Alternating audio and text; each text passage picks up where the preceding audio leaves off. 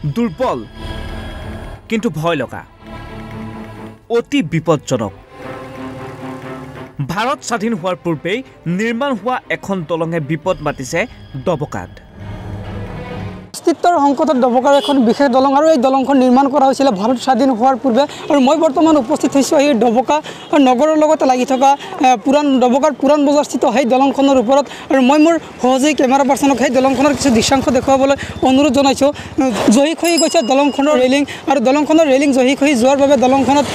বাহিৰে ৰেলিং সজাই ৰখা হৈছে ভালদৰে মন কৰক এই বিশেষ দলংখনলৈ জহি খহি যোৱা দলংখন মেৰামতি কৰা হৈছিল বিগত 10 বছৰ পূৰ্বে সাম্প্ৰতিক সময়ত অতি দুৰ্বল হৈ পৰিছে এই দলংখন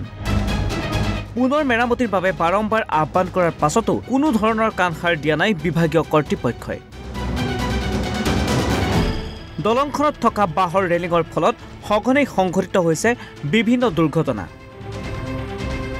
শীঘ্ৰেই দলংখন মেৰামতি নকৰিলে আন্দোলনৰ কাৰ্যসূচী গ্ৰহণ কৰিবলৈ উদ্যত স্থানীয় ৰাইজ পিছে এতিয়াই সাৰ পাবনে কৰ্তৃপক্ষই দলংখন নিৰ্মাণ হোৱাৰ পৰা আজিৰ দিন পৰ্যন্ত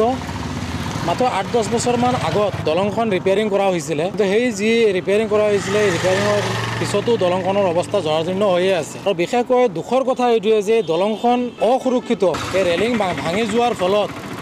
বাহিৰে ৰেলিঙৰ ব্যৱস্থা কৰি দিয়া হৈছে নে ভয় আৰু শংকাত দিন কটাব লাগিব ডবকাবাসীয়ে ডবকাৰ পৰা জেনিফ জেৰিৰ প্ৰতিবেদন ঈশান নিউজ